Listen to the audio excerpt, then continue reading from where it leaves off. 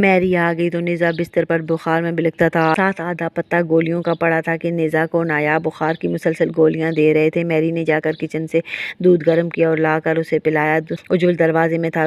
रोज़ मेरी बात आप कान खोल के सुन ले, निज़ा नमक के लिए मर भी गया तो मैं नारायण डैड या जल्यान डैड को नहीं भेजने वाला। हाथ धोती है तजलील की। दादा समझते हैं वो नमक के सहारे सबको लिताड़ देंगे, तो इस बार उनकी भूल ही है कि डैड घर आएंगे मांगने। निज़ा की सिसकारी निकली, मगर उज्ज्वल ने कोई चीज़ जोर से मारी जो मैरी ने अपने बाजू पर रोक ली। वो निज़ा को कंबल में सुलाकर उज्ज्वल को बाहर ले आई। तुम जानते हो निज़ा को समझाना मुश्किल है, तो फिर इसका हल निकालते हैं। उज्ज्वल बैठ कर दोनों ने सलाह मशवरा किया।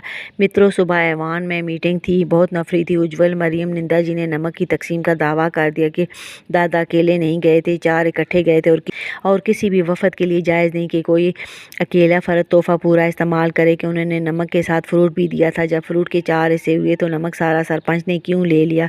कमांडर पालन शिकार पर गए, 4 सांड पकड़े गए। कमांडर पालन का, एक मेजर जितन का, एक बैरिस्टर साहब का, एक रूपमती जी का। 2 मर गए। कमांडर और रूपमती के जिंदा रहे तो बैरिस्टर साहब ने झगड़ा डाल दिया तो कमांडर ने फौरन अपना सांड उन्हें दे दिया कि फितना सबसे बुरा है और सारा नमक कब्जे में लेकर सरपंच अन्याय के साथ फितना भी डाल रहे हैं। मुकेश जी को हाथ पैर पड़ गए। जल्यान और निंदा जी तराजू लेकर बैठ गए।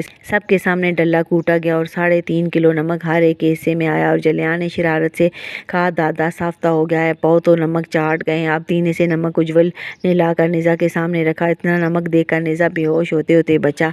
मनाड़ ने दादा को घुरला देकर कहा, अब चट्टो कुनकरा दे देते तो क्या था, पारस है, 3 हिस्से ले उड़ा। मुकेश जी होंठ दांतों तले दबाकर मुस्कुराए और आवाज़ देकर बोले, नितिन नमक ले जाओ, पीस कर किचन में इस्तेमाल करो।